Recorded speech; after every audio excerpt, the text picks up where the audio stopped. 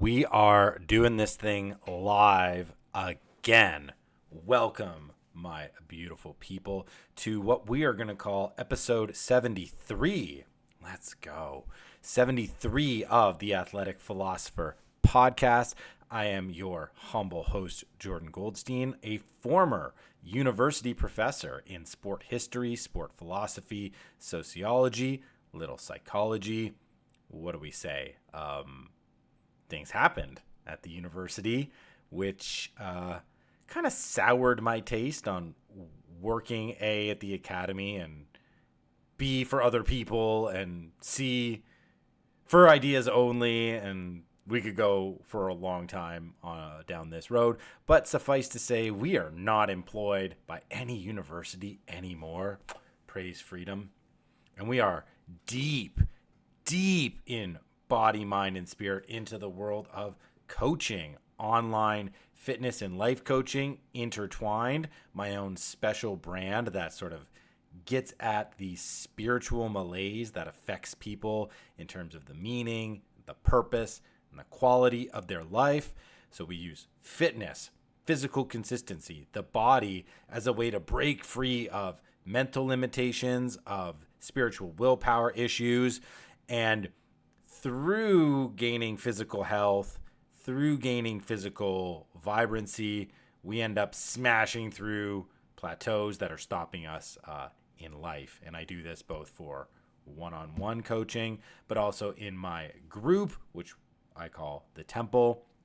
And that's right now me and 8 other guys in there that are utilizing physical training as this spiritual practice of self-knowing.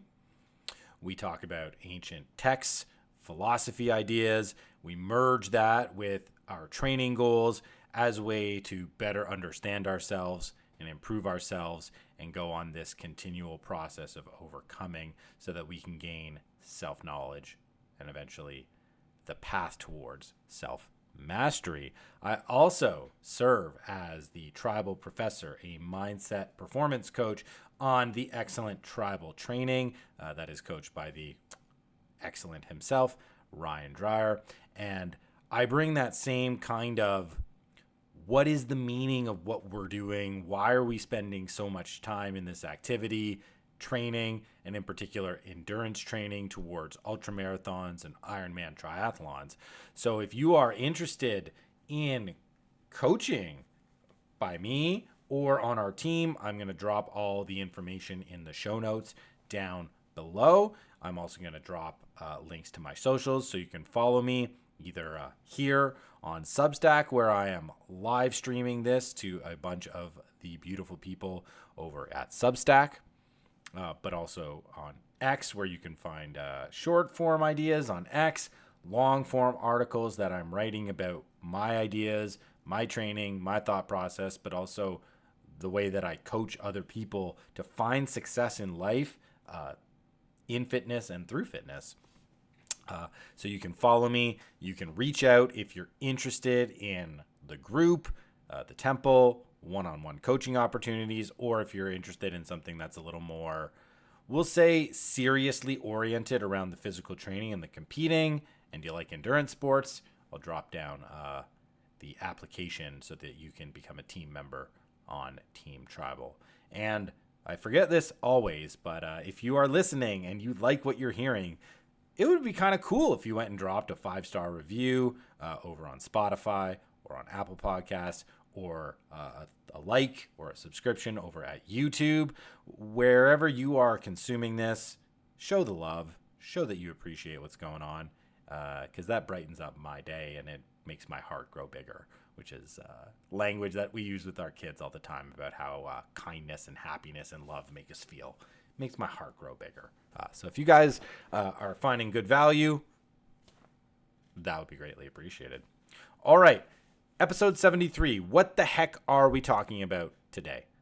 This is going to be another live philosophizing episode, and it's kind of a bridge off of episode 72, where I discussed these 2 frames of endurance athletes that kind of came to life in these, we'll call rough sketches out of my last ultramarathon, which was the Oracle Rumble 50 miler that me and Team Tribal took down together. And I started to think about a little bit of the differences between myself and Coach Ryan as to what brought us to endurance sports, what keeps us in endurance sports, and why we truly believe endurance sports are these incredible places of self-discovery, self-knowledge, and ultimately these tools of self-mastery.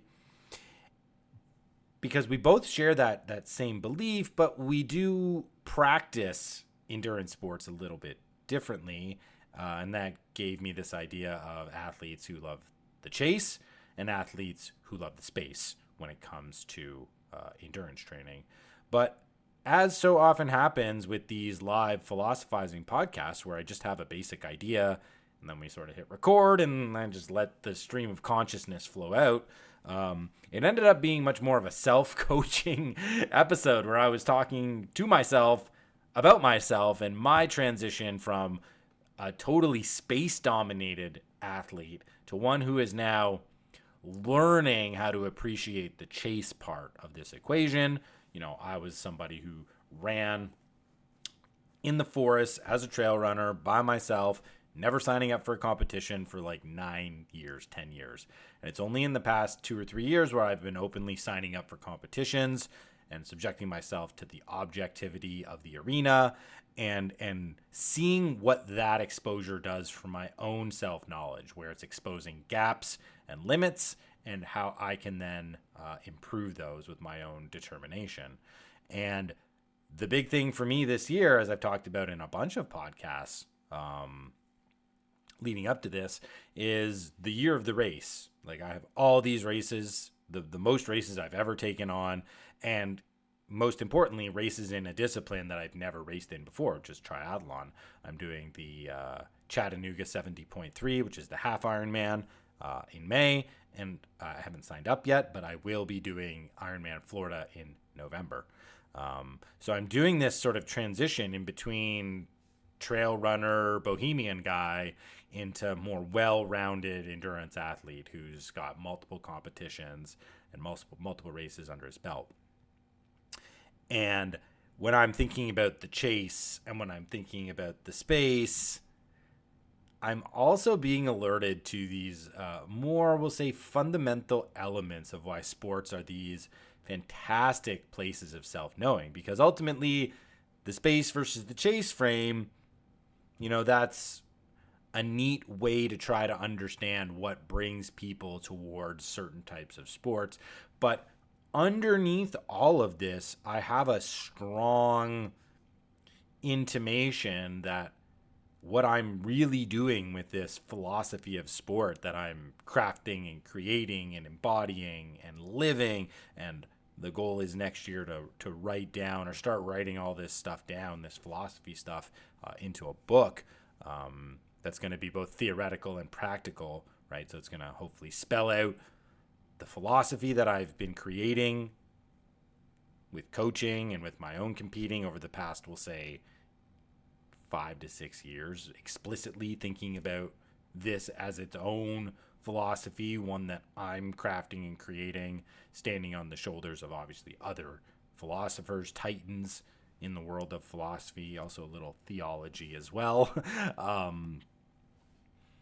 But what I wanted to do was talk a little bit about that part today, to go real abstract, to go real conceptual, to go real out there into the ether. So we've got a couple people watching on the Substack Live. I appreciate you. If at any moment you would like to interject with a question, an observation, or a comment, a conjecture, a criticism, whatever it is, I'm watching the chat. So please feel free to participate. I would love for you guys to participate, make this a little more interactive and as a conversation. But hey, you know, if you're just listening on the background, that's fine too, and I appreciate everybody. So today, episode 73, I have loosely called this the 2 fundamental truths of sports, okay? And this is my kind of dive into why sports can teach us about the truth. And not just like the truth about myself or the truth in terms of my effort or the result or anything like that, but like the actual truth, like the existential truth. So I'm not going to be making bold truth claims as about like why we're here, what's the meaning of life, all those things. But what I want to do is at least open up your minds and your hearts to the idea that when I'm exercising and when I have the right intention and when I am noticing and paying attention to the right things, the secrets of the universe open up to me. And I know things in a very deep way that are related both to subjective knowing, but also are giving me intimations of like the existential truth that's around us. And when I say existential truth, that's like why we exist. What's going on with this whole existence thing? Why is there something rather than nothing, right? And again, I'm not going to be making any bold claims, absolute claims. This is just an investigation into some of the things that I think are revealed and why they're revealed in physical activity. And this is not, I don't have like a gigantic page of notes. I wrote down a few simple things just as prompts to help guide the initial foray into this discussion today. I'll be picking, ideas and certain quotes and certain ideas, ideas from other philosophers. But mostly this is just going to be me talking off the dome and trying to make sense of, the fundamental building blocks of reality and how we experience them. So first off, before I reveal what I think these two fundamental building blocks are, let me again talk about what kind of a philosophy I'm after. So I am not an ontological philosopher. I'm not interested in the nature of being or the nature of the universe. Even though I'm talking about existential things today, I already just mentioned I'm not interested in these bold truth claims asserting some sort of an absolute declaration on like what is existence, what is the world, what are we doing here. That to me is a useful investigation, but it's one, I think it's above all of our pay grades. As humans, I think we're limited in our ability to comprehend and understand the beyond, okay? But two, it's just not what I'm interested in as a philosopher. I'm a phenomenologist. I'm interested in a philosophy of experience, right? Something that's grounded in action, but also in the subjective interpretation of each of us as individuals who are living our own unique lives in our own embodied ways, right? I have my own body. Everybody out there has their own body. We're all experiencing something called reality together, but reality is extremely amorphous and it's definitely moldable to my individual perception. I have an entire podcast on how physical activity bends reality and shapeshifts reality and alters the actual out there reality with my own internal desire, discipline, and perception. I also have a podcast on the power of your perception about how you change reality based on the way you look at it. So I'm not interested in declaring the absolute truth of what's out there, but I'm interested in the truth as we experience. And there are two fundamental truths. There are two, but yeah, let's go. I got a comment here from my coach, Zach Hummel. What's going on, bro? Thanks for hooking up with this conversation and on this live podcast. He's saying it's true because he knows that you can bend reality to your perception with the power of your thoughts and we'll call it the veracity of the signal that's on your heart. Veracity is this big time fancy word for what's true. So, if you listen to the truth of your heart and you match that with the power of your brain, like you can actually start to bend the universe directly towards you. And it's really funny how this stuff works. A little tangent here. This is the ultimate tease right now. I keep saying there are these two things and I'll tell you about them, but I never do. I promise we'll get there. But this idea of like reality literally bending towards you, I so badly experienced this 2 weekends ago when we had the gold medal ice hockey game, Canada versus the United States. And this has been scaffolded on like an entire year of drama in hockey and politics between the United States and Canada. And, the United States beat Canada in one of the best hockey games that you'll ever you'll ever watch, with a golden goal and 3-on-3 overtime. And it just set off this incredible maelstrom in the culture wars, where everybody was commenting on the outcome of this hockey game and the meaning of this hockey game, whether you're Canadian or American. Like, it didn't matter. And I'm literally the guy who knows the most in the world about ice hockey and its meaning when it comes to national identity, and in particular to Canadian identity. So it was not lost on me that for like 5 days, the entire culture war in the Western world bent towards the thing I know more about than any other person in the world. Like, that's very cool. That's a very neat observation to me. But it also goes to show that if you understand like the ways in which you can make reality bend towards you, you actually do bend the arc of time and interest right towards you, like right into your heart. It's just, it's wild. So if you doubt that any of this stuff can be true, just observe different things, notice different things, pay attention to different things in the world, and all of a sudden this whole like sphere opens up to you. I think it means Canada has to become the 51st state. I'll save all the talk. I'll do another podcast on that. I'll do another podcast. 74 will be all on the Olympic gold medal ice hockey game and its meaning, and I'll spin out from that. But effectively, no, that doesn't mean that's what's going to happen. And again, you don't want Canada as the 51st state. I promise you. Americans, it's a funny joke, but like, you want to deal with the French? You want to deal with the Quebecers? Then bring Canada in to your country, and you'll recognize this was a big time mistake. This was a big time mistake, and we don't want this. Okay, back to our regular scheduled program, which is just me talking off my dome. Oh my gosh, I appreciate every single one of you for listening to this, and for supporting me. You guys are literally my heroes of life. Okay, enough teasing. What are these two fundamental truths? Okay, the two fundamental truths that are revealed by playing sports. And it's funny because it's actually one truth that's a dualist interpretation.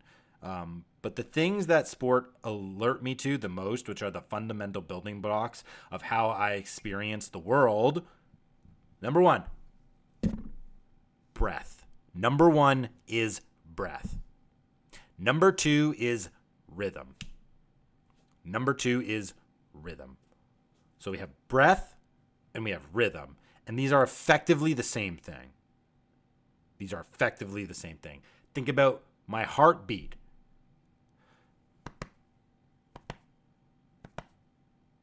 Think about that EKG graph, right? When my body is functioning, it's a rhythm. It's a rhythmic production, right? All of the different parts, think of your body, it can be like a symphony, right? They're all being harmonized in rhythm by the beat of my heart, which is expressed by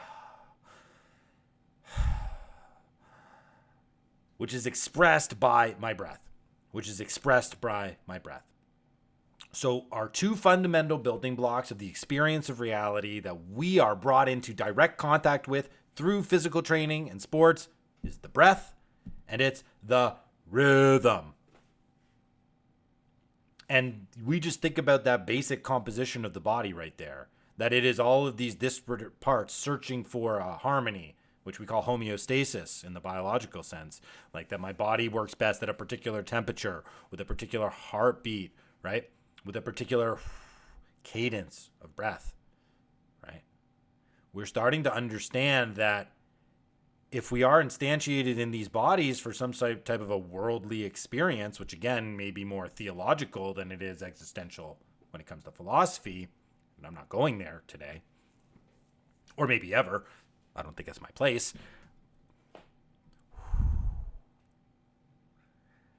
Okay, so the most intimate thing in my body is the fact that I breathe. If I don't breathe, I'm not alive. Number one, if I don't breathe, I'm not alive. And breath is connected to this rhythm, okay? And the breath is a physical act. So then when I say breath and when I say rhythm, what I really mean, and this is one of the notes that I wrote down, breath is life and rhythm is movement. Breath is life and rhythm is movement. And they are connected in an infinity wheel together. So it's really a dualistic conception of a single entity, which is like movement and life. Movement and life, right? Because that's my experience here. My experience is a living experience. Whatever it means, that's up to you to determine for yourself. I'm merely suggesting this is like the fundamental reality of our existence, that we breathe, we live, and we move. We breathe, we live, we move. And if we have rhythm in between all that, well, we're going to have a sort of a synchronicity of experience that's going to create and drive this deep and profound meaning. It's going to alert me to the meaning of my life when I'm in sync, when I'm in rhythm. And now we can start getting all weird. Because when I talk about rhythm, what am I talking about? I'm talking about vibrations. Think again about that EKG, that chart that represents my heartbeat. We even talk about it as a beat, okay? It's a beat. Like your favorite hip hop song, right? Like your favorite backbeat of all time, where we put the emphasis on the 2 and the 4. Okay? So we express things in terms of rhythm, the way things fit together and feel, right? We talk about vibes and we talk about groove. Okay? But some of the most out there theoretical physics, the scientists that, they're trying to figure out the math. They're trying to figure out the nuts and bolts of the universe out there. A lot of them have come to the conclusion it's all vibrations. It's all vibrations. Now, whether you believe in something like string theory or you move up to something like quantum mechanics, which is just like vibrations on steroids, effectively, the idea is simple, that the universe is built out of rhythm, that the universe is built out of things in connection and rhythm together. That's like the observed and the non-observed of the quantum world, right? Like the thing depends on if I see it or if I don't see it, and then it becomes in connection with itself. So again, that idea of like my perception can alter and change and create reality, that's like kind of a quantum idea based on the way we can observe or not observe these basic weird building blocks that sometimes are in conjunction and connection and in rhythm with each other, and other times they're just chaotic and they're doing these weird things with each other. Nobody is dropping off on the Substack chat. This is great. I'm starting to get into some very out there things, and nobody's dropping off, so this is a good sign. This is a good sign that at least I'm not talking about something completely irrelevant to what people think that I was going to talk about. So this is a first good signal for me. So we're talking about rhythm. We're talking about rhythm as motion, and we're talking about breath as life. Okay, like let's think about sports. Let's think about physical activity. Yeah. Quantum mechanics suggests perception literally creates reality. Isn't that crazy? These are like the most experimental physicists, the ones that are at the leading edge, right? The cutting edge. They're out there on the frontier of scientific knowledge. And, I'm a big believer in horseshoe theory, that the opposites are actually much closer than a linear theory. So it's like, like the communists and the fascists, the only thing that separates them is rhetoric, and they just make everybody poorer and they kill people, something like that, right? When it comes to the action.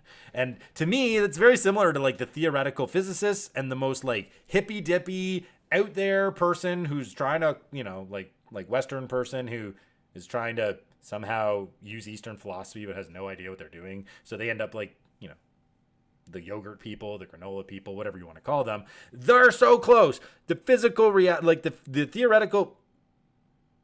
theoretical physicists and the woo-woo granola people, the hippies, they are so close together in what they're actually thinking about how we interact with the world, where it's like, it's all vibes, it's all energy, it's good karma, it's in the stars, right? It's astrology. And then on the other side, you have the quantum physicists that are just like, yeah, perception creates reality, and here's the math that shows why.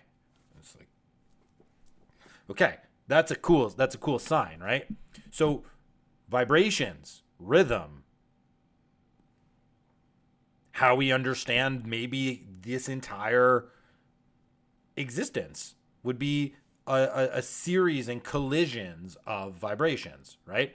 And that things that are in rhythm tend to become realized, like my body. My body is in rhythm. If everything is waves and energy colliding and crashing together, well, whatever creates this body, it's all in harmony with each other. Maybe again, thought about like with homeostasis, where the physical components, the organs, the internal workings, everything is together. So I can stay together, I can be together, and then I can enact rhythm myself, which is action and motion and movement in the world, right? My body has to be composed so that I can go out and do something. Maybe why I have life, maybe why I have breath. Breath activates the rhythm. Breath is the activator of the rhythm. Maybe, maybe not. It's kind of a neat idea. What is the most important part of exercise? Is it the way that the muscles are moving? Is it the actions? Come on now. Everyone knows it's the breath. Everybody knows the breath is the whole thing with exercise and with physicality in general. You do not burn calories in your muscles. You burn calories because you're breathing hard. Right? This is why when you sprint, like, you're crushing calories, right? When you're up in those anaerobic and those lactate threshold zones, right? It's because I'm breathing so hard. I'm sucking as much air as possible, and it's giving me the tremendous growth opportunity, right? So one way in which we can think about sports is they're all breathwork practices, which is one actually how I do think about them. They're all breathwork practices. They're all regulating breath. They're all teaching me how to control breath, how to modulate breath, how to bring my breath into a particular rhythm in order to enact a particular motion pattern in life. And when we're talking about something like running, the most natural of all motions when it comes to physical activity, walking and running, we can put them together. We were born to run, we were born to walk. Pick your poison. Running, I think, for our intent and purpose here, running is the one we should talk about because running is the one that most brings me into contact with breath. It's the one in which I can syncopate rhythm. The rhythm of my feet with the rhythm of my breath, with my pacing, with my arms, with my eyes, with how I'm scanning. Like, everything in running is a syncopation. Syncopation is like a very fancy word for control of rhythm, we'll say. Or normalizing rhythm, standardizing rhythm. It's not exactly what syncopation is, but for this conversation, it's good enough. It's good enough. It'll vibe. It'll vibe together. So running is me syncopating. Running is me syncopating myself. It's orienting myself. And how is this related to life? Okay, like another out there theory of mine. Whether you subscribe to the long theory of evolution or not doesn't matter to me. I think even if you're like a believer in creationism versus a believer in, just like the Big Bang or whatever, I think it's helpful to understand the human body as a continuum, that it has an evolution, that it has evolved, and that there have been different stages. Fit that into your worldview however you want. Doesn't matter to me. But I like the physiological and physical evidence of a long evolution of the human body. And if we just take that frame of sort of this long evolution, evolutionary biologists, they place this notion of a fall into consciousness. And for the religious out there, I think it's interesting to think about the fall into consciousness as sort of like when things started to happen for history, or when things started to happen for our ability to know and then talk about these things. So I don't think the world of science and the world of religion necessarily preclude each other from being friends. It's not easy, but I don't think it's like necessarily just one or the other. And black or white answers I don't think are ever correct in this sphere. We don't know. We're limited. This is why we have the word faith, right? Because we don't know, we're not certain, and faith fills the gap, right? Faith and belief fill the gap as opposed to like certainty of knowledge. Okay. But if we're thinking about this long evolution of the human body, there's a really neat idea that I have, and it's not necessarily substantiated, but I think I could cobble together some good evidence and maybe put it into a book, that the fall into consciousness, right? So that would be like humans being just animalistic and just acting on the animal impulses, just like we view in the animal kingdom, into these like more sentient, more complex, more thoughtful beings that understand consciousness, that understand existence, that recognize mortality, that can dream and create and be curious and imaginative and paint out mythologies, right? And use our prefrontal cortex, right? Physiologically, this is when like the prefrontal cortex of the brain dates to, where we end up with our reasoning faculty, right? Where we understand, where we think, where we can synthesize information. And they date that to something like 70,000 years ago. Okay, whatever. That doesn't matter. But what's really cool about this whole like sports can teach us about ourselves and how we experience the world to a fundamental level. Humans had been running for hundreds of thousands of years before this. If you think about this long view of human evolution, if you think of like Homo sapiens, for example, and when we kind of got the body that we have now, it's kind of around this fall into consciousness. You know, our body physiologically has not changed in 50 to 70,000 years in terms of if you were born back then to a hunter-gatherer tribe, it's the same physiology as somebody who's going to be born tomorrow. Same physiology. Okay. So when I'm talking about running and we're talking about breath and we're talking about life, one of the intriguing examples from, we'll call it evolutionary, it's not quite archaeology, anthropology, there you go.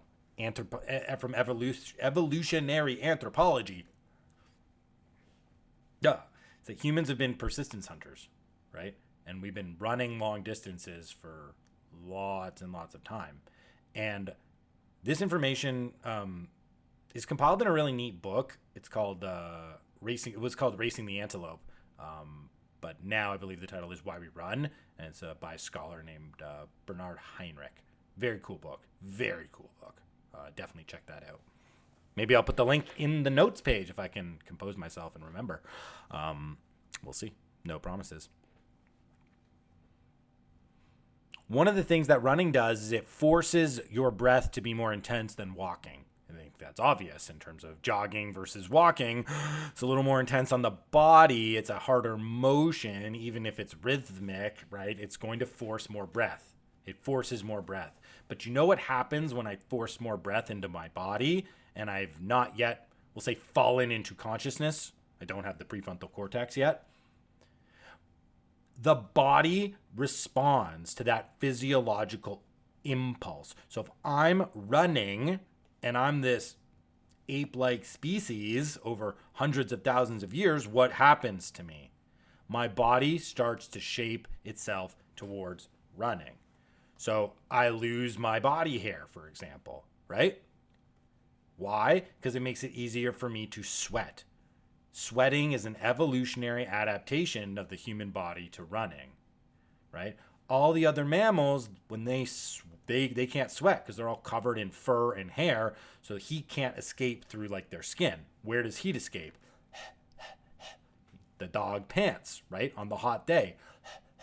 But if the only way for heat to escape my body is through my mouth and through my breath, well, shoot, I'm going to be a very limited runner, right? You know, just wear 7 layers or whatever the next time you go out running and see how easy it is for you to breathe and go quickly.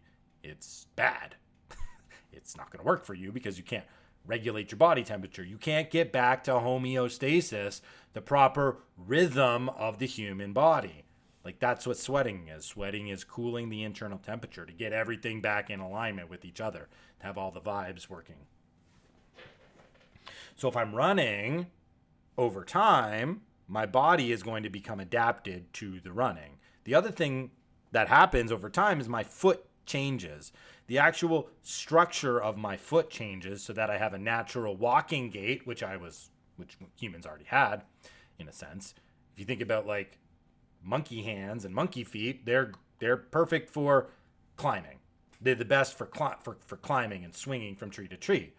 Once humans moved out from the trees and onto the plains as these hunters, the foot changed and the hands changed, right? Hands are grabbing, crafting, throwing hands, and my feet are walking and running feet. My foot is naturally designed. So when someone tells you barefoot running is a bad idea, you say, I actually was born to barefoot run. Shoes messed me up. Shout out Austin Keith, barefoot will. Bam. Your foot was made to run physiologically. Okay, so there's just two examples of the physiology of the human body being changed over time by sport, by running. And the running is this long distance persistent running where it's like jogging. Lots of jogging in order to track down a wounded or injured animal or to chase it until it effectively has cardiac arrest. Right? That's the successful hunting strategy of these hunter-gatherer societies, hunter societies out on the African savannas. We're talking about this long evolution of the human body. Okay, so there's two. What does the breath have to do with all this? Okay, so if I'm running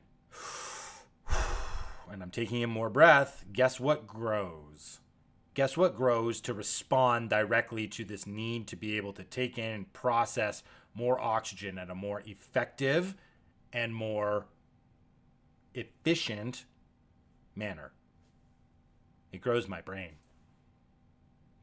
The brain grows over time in direct accordance with running demands.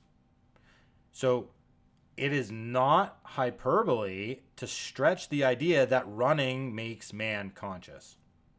Running makes man conscious.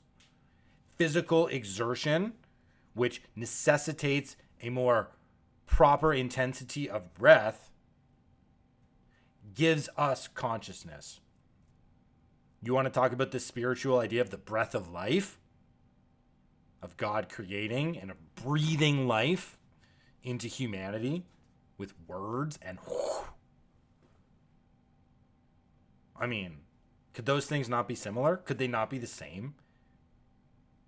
Could the fall into consciousness not be the breath of life being put into humanity through our own exertion? Why not? Why not? When we understand it this way, we start to get a little bit of a handle. We start to get a little bit of an understanding as to how deep this stuff can go.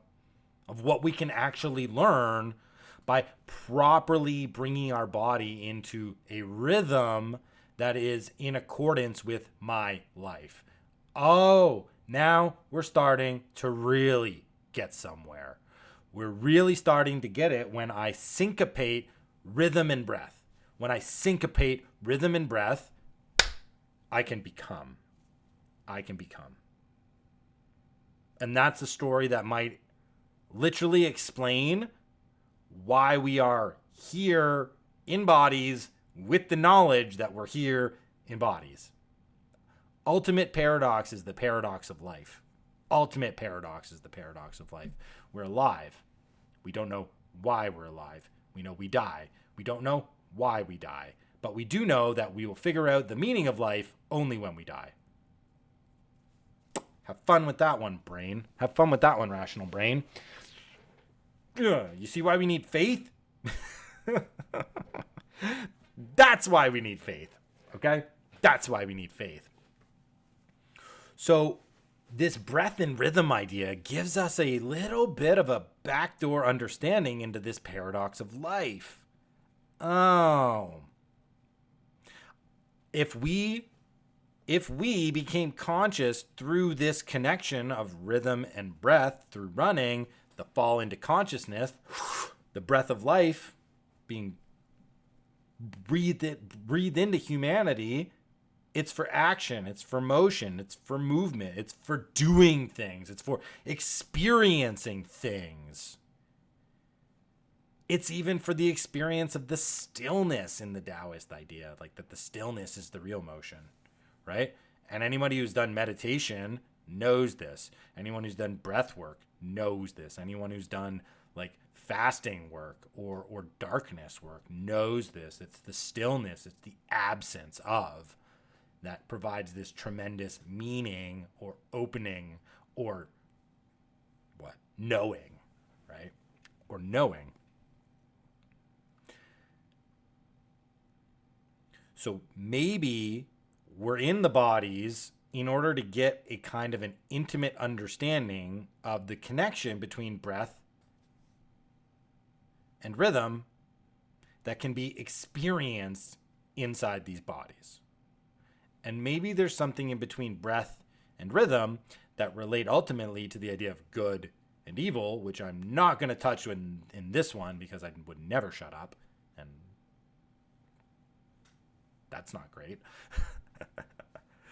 But that wasn't really the point. Maybe we'll do a third one. We'll do a third one when we connect all this to morality and moral action in the world. Hey, actually, that's not a bad idea. That's definitely not a bad idea. Maybe we'll do a third one. Maybe we'll do a third one right after this. Next week, that will connect to moral action. And then maybe we'll pause on the gold medal game. Who knows? Who knows? So we're not touching the moral action thing today. We're just interested in the rhythm of the breath and life and expressed and understood through sport. So let's quickly return to that idea that all sports are breathwork practices. Okay? How then do sports teach me about the, just the fundamental building blocks of reality? And I'm not talking necessarily about like molecules and chemicals and quarks and atoms and things like that. That's ontological. I don't care about the ontology. I care about the experience, remember? I care about the phenomenology of this whole thing. So the connection of breath and rhythm is my way to experience the world. So therefore, any activity that I engage in which connects me intimately to the knowledge of breath and rhythm is going to open up the world to me. It's going to open up a meaning to my existence that I can live. This, I think, is the beauty of art. This is the power of art. When I talk about this, I'm thinking about music. Like, that's what I'm thinking about. And I think music and sport are very similar in their capabilities that teach us deep truths about ourselves, why we're here. Because what is music? Music is how I understand the mathematics of rhythm. It's how I feel rhythm inside of my heart. It's the beautiful part of music that I can connect to the emotion, as the mechanical part of music is actually working inside of me in terms of the way that the octave works, the way that certain patterns of rhythm work, the way that polyrhythms can affect me, the way that dissonant notes can affect me, the way that a simple pattern, a 1-4-5 of the blues scale, can be universally revered and understood, right? The way different scales hit, like the emotion of a minor scale versus the emotion of a major scale, right? The relationship between tones. All these things, when compiled and placed together, modulated through the breath, if you think about singing, for example, someone who's a vocalist is like this ultimate master of breath. There's somebody who can understand how to draw breath from the top of their body, from the bottom of their body, right? How to project out sound, how to hit all the different frequencies and vibrations. Now I'm thinking of somebody like Mike Patton with his, I think it's like a 4-octave scale he can sing in, or a 5-octave scale. It's crazy. You want to know why that guy is a musical genius? It's because he can do that with his breath, right? He can sing opera. He can scream death metal. He can rap. He can do anything he wants with his voice because he's a master of breath, and he rhythmically releases it in song. So now the athlete becomes a very similar type of an artist who can open up a window of understanding into the beyond by using that particular artistic skill and expression, which is the mastering of breath and rhythm. Think about it's literally every sport. Think about weightlifting. Think about the power lifters. Think about swimming. Golly, think about it's literally every single sport is the combination of rhythmic motion and breathing and breath, right? So when I'm inside of sports, when I'm inside the activity, when I'm paying attention to like the way my breath is interacting with my feet, for example, like when I'm trail running, these are the moments where wisdom comes. For me, at least. It's like when I'm in the right place at the right time, doing the right thing at the right pace for the right reason, then the answers come to me. And given that everything is a vibration, like where I am is a big deal. Like my coordinates on the map, that's a big deal. I was thinking about this, trying to give some respect to the astrology people. Like it's all in the stars.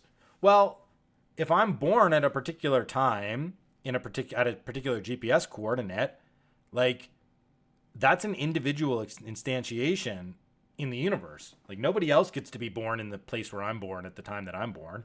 Like that's my own unique coordinate in this vast array of, we'll call what, the rhythm of time, right? If you think about the bars in music, my life is a note.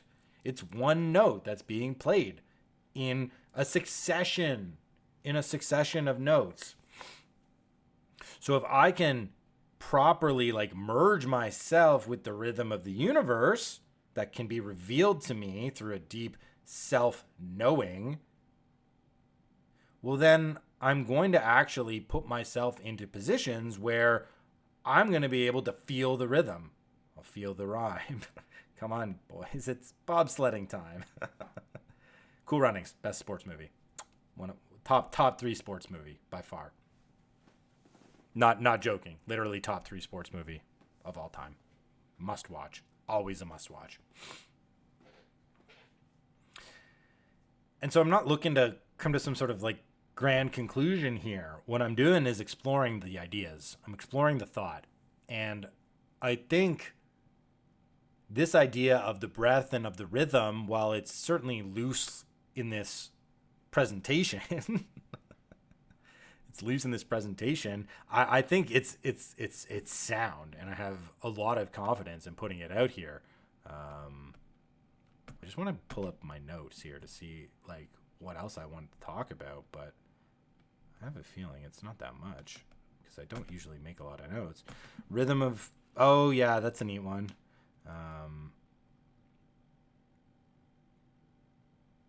Yeah, okay. One of the things that like solidified to me that I wanted to talk about this, because I had this idea last week. So maybe we'll just segue into this sort of story, and then we'll see how I can figure out how to wrap this up. But this has been a very cool exploration. This is like a real deal exploration and thought. Some of the things I've said probably make no sense and probably don't even connect to each other and may actually contradict each other. Super cool. Love it. Thanks everybody for hanging out on the Substack too. I haven't got one person to drop off of this. Yeah. That's super awesome. Thanks guys. Like really. What solidified in my mind that I wanted to talk about this was I was just having a little bit of an intimate discussion with the rabbi of our synagogue. We went to, it's a young family, it's a Shabbaton, and a Shabbaton is just like a Shabbat away. It's a Shabbat convention So it was us and a bunch of young families from the synagogue. Ended up being about 9 young families, and the rabbi and his young family. So it's like we're doing things for the kids. We're up at the Great Wolf Lodge, so it's like Shabbat is on the water slides, which is hilarious. But at one point, there's this adult learning session.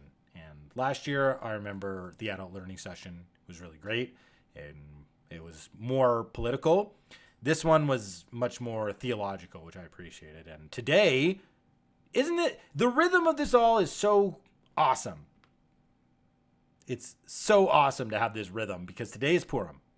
Today is Purim, and maybe I'll talk about the religious and theological significance of Purim. But it's a Jewish holiday. It's a very interesting holiday. It's like a non-biblical holiday, and it's the only like holiday that we have where God is not even like mentioned in the story. It's pretty weird. But it's a great holiday. It's another one of those commemorates when the Jews should have been wiped out, but hey, we were saved. We were saved. Awesome. Woohoo! We have a lot of those. We have a lot of those holidays. Interesting. Also something to note and observe about Jewish people right there. Okay, so today's Purim, and we were talking about Purim, right? And the way that the rabbis talk about this, because Judaism is such an old religion, we used to not have rabbis. We used to have high priests who did animal sacrifices. And now we don't have a temple and we don't do animal sacrifices. So we have rabbis, which are these like stewards of thought and tradition and of law and of interpretation. And the great tradition is to discuss and debate and to open up the spectrum of theology. The rabbi said Judaism was a spectrum of theology, which I just loved that. Thank you, Rabbi Fine. Like that was a fire line. That was the big takeaway of the line, is that it's a spectrum. Theology is a spectrum, which is awesome. I love that. I absolutely love that. But as he's talking about sort of like Purim and the religious meaning of it, it's this transition period for Judaism where we go from the outward miracles of God to the inward miracles of the heart. So that it's human action that creates the miracles in the world that God, sets in motion, as opposed to like the old, like the Exodus story where God is splitting the Red Sea and, slaying the firstborn and all this outside of human action when it comes to miracles. And he related this to the way in which people pray, but they don't ever hear from God, right?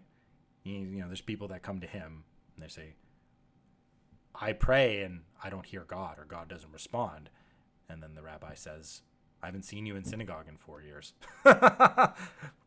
What do you mean God's not? It's like you don't know what you're doing. Like you don't actually know how to pray. You don't know how to communicate. You don't know how to actually reach up so that you can be connected. And he used the word rhythm 3 times in that description. He used the word rhythm in 3 times in just that description of like this cadence of prayer or this ritual. And he's also taking aim at the people who just show up in synagogue and they just mouth the words, right? But they're not actually like spiritually invested in what they're saying. It's more to like carry a nice tune and have the lunch afterwards, right? It's more cultural than it is religious or spiritual. And he used the word rhythm like 3 times. And I'm just thinking, it's all rhythm. Like, it's all rhythm. Because then what's he talking about? He's talking about rhythm of prayer, which is breath. Prayer is breath. Okay? So it's like, this stuff really can be seen everywhere. And I spent this whole, like, adult study session. I don't ask the questions because I want to give other people space, because they don't generally talk about these things. I'm like consumed with these thoughts 24/7. So I just like to be silent. And usually what happens is I'll reach out to the rabbi afterwards with some observations. But the whole thing was all about training. I was just like, this is all just training. This is all the syncopation of rhythm and breath and attention and intention and the signal of my heart and actualizing the signal of my heart through my actions. Right? So it's like the heart is a transmitter where I pick up the vibrations and where I pick up the rhythm. And then the breath of my life brings it into being, manifests it. And if it's on target, if it's on aim, well, then I do good. I reach my potential. I have a purpose. I have a meaning. But I cannot know that if I'm not consciously recognizing the cadence and movement of my breath and how it syncs with the movement or the rhythm of my life. So for me, and this goes back to the space talk of the last podcast, right? The space versus the chase. Running gives me the space. It gives me the space to feel my breath. And it gives me a chance to listen to the rhythm of my heart, the vibration and the signal that's inside of my heart that is in quantum entanglement with something out there. Whatever, I don't care. That's the truth, guys.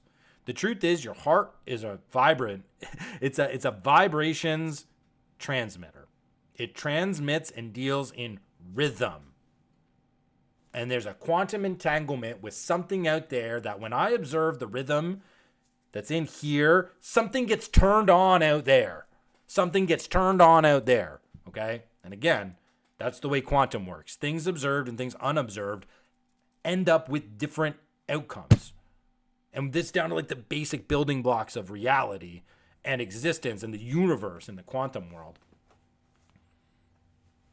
So when I'm out running in the forest for 2 hours without my phone and without my headphones, I get the dang signal because I'm breathing and moving in the proper rhythm with the world around me. And I've been practicing it. The practice itself is a rhythm. The ritual itself is a rhythm. Right? Showing up to synagogue each Saturday and doing the same type of prayers is its own consistent and predictable rhythm in life. Hey, the seasons are a rhythm. Winter, spring, summer, fall, all back into each other, all transitioning in and out. This is a rhythm. This is the cycle of time, the circle of time, which is its own revolution, its own disc that goes around and around the groove, like a record. Spin me right round, baby, right round. Like a record, baby. Right round. Round, round. Okay? And that's how sports alert me to the fundamental truths of reality, which, as I experience them, can be, I think, properly deduced down into these two things, which is really just one thing. Which is really just one thing. Breath and motion intertwined. Breath and rhythm. Life and movement. And it's no coincidence to me that the activity that best expresses this relationship between breath and motion, physical activity, intentional physical activity with the eye of perception onto these learning elements. This doesn't just happen to anybody who runs. I have to have my mind and my eyes and my heart open to all this stuff. That's when I get that's when I get the knowledge. That's when I get the received wisdom. That's when I get the divine inspiration. Then and only then. So, right place, right time, right actions, right motions, right rhythm,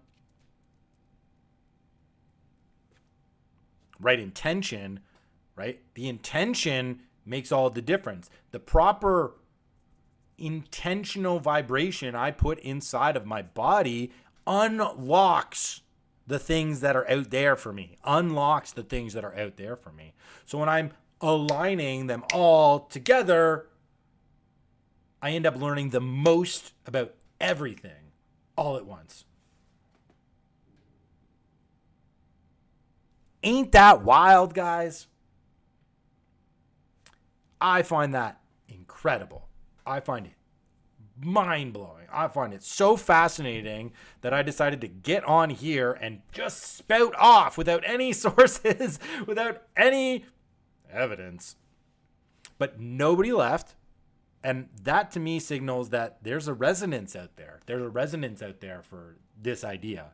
And that people want more. They're craving more. They're craving depth and breadth and understanding. And if I can just use the physical this way with this intention, there is no limit to what I can learn. There's no limit to what I can learn about the world and about myself and about how I move through it, why I might be here to move through it. And it goes back to this very cool Aristotelian idea, which is I can never learn anything that I didn't already know, right? I can never learn anything I didn't already know. So it's always inside me. It's always been inside me. It will always be inside me. I just need to figure out a way to bring it out. Final word on rhythm, and then we'll wrap this up. I make a lot of jokes around one band in particular when I talk about this, and that band is Meshuggah. So if we got any metal fans out there, you probably know what I'm talking about. But if you're not a metal fan and you've never heard of this band, number one, if you go and listen to them right now, like, they will offend your ears in ways your ears didn't even know they could be offended. The whole point of Meshuggah is to not have melody. It's to not have melody. It is an experiment in rhythm, in extreme rhythm. So we're talking about songs that have maybe one or two notes, but it's all complexity and rhythm. And they do this with a death metal aesthetic, even though it's really like an experimental jazz band. Like, these guys are nuts. They write their songs on computers. They have a mathematical software program that they write their songs on, and they finish the songs before they even touch their instrument. So they write songs and then they have to learn how to play them on their instruments, because what they're doing is they're experimenting with the limits of rhythm. And they do that with polyrhythms, with playing multiple rhythms on top of each other. So at times it feels like it's chaos. And I think that this is just such a great way to understand the world and life. Props, Meshuggah. You guys are awesome. Honestly, like, it's wild how this stuff works. You know, your life's like a polyrhythm. Your life is like a whole bunch of different things all happening at once. They seem like they're all disjointed and disconnected, and that nothing is really sticking. Nothing is really sticking. All right. But then all of a sudden, all the rhythms align. And when you're listening to Meshuggah, it's like I'm being bombarded, like, with all of these. Number one, the sounds are just like really harsh because it's like the lowest tuned guitars and there's no melody, and the guy's like just screaming into your ear. It's kind of like having like a pneumatic drill put into your head, and then that's what it sounds like. And it's like chaos.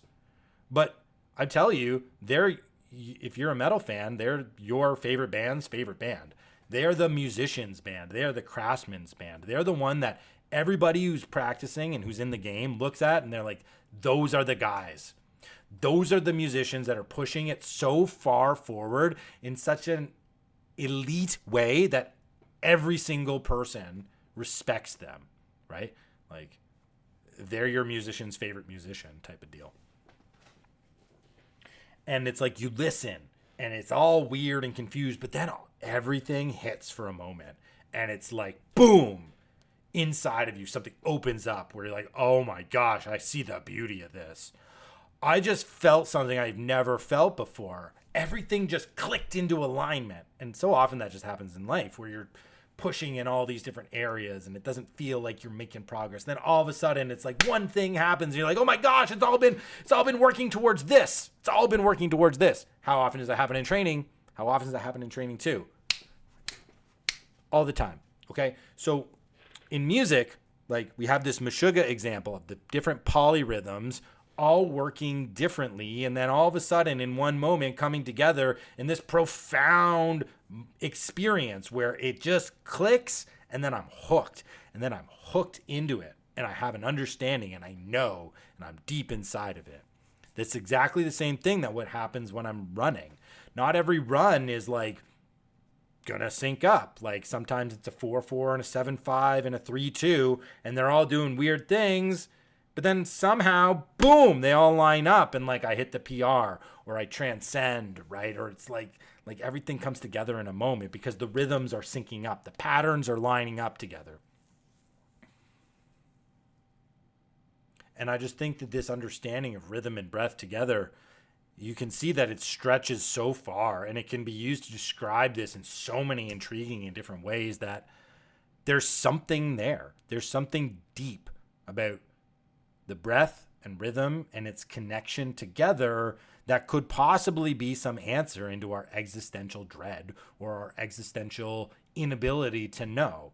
Like, I'm not suggesting that this is life. I'm suggesting that if I use this as a frame for my own life, I'll know more than I ever thought I ever could.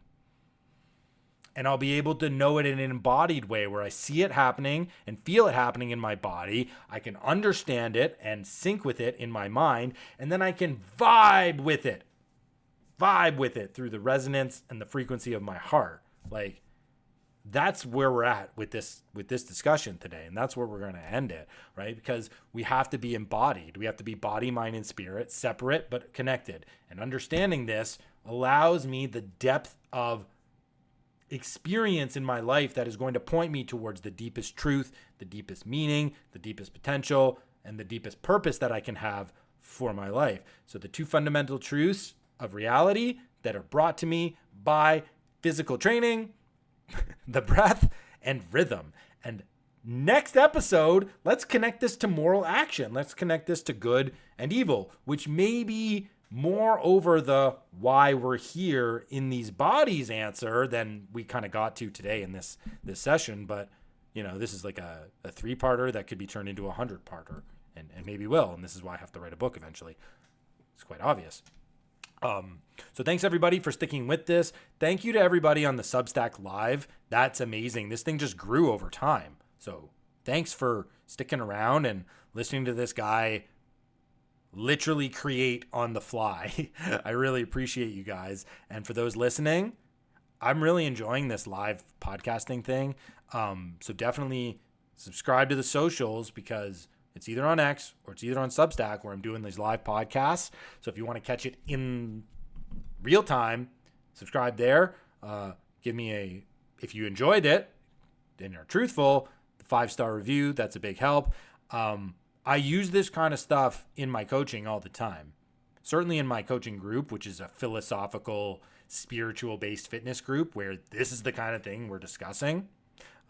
Give you an example. We talked about the idea of the burnt offering sacrifices in the Old Testament and connected that to the idea of burning calories as both righteous sacrifices of self on the weekend. So if you like this kind of talk and you want more of it in a training sense, we have a group that's just dedicated to that. So hook me up in terms of contact information, which is in the show notes. Or if you want to know how this stuff can work one-on-one, because we're talking now about the individual vibrations of your heart. Again, contact information is there. If you're watching on Substack Live, just shoot me a message on there. And that's that. Thanks everybody for listening and for vibing along with the frequency of this guy's heart and with the resonance of this guy's mind. It means the world to me. So thanks so much, and we'll see you in the next one. Peace and love.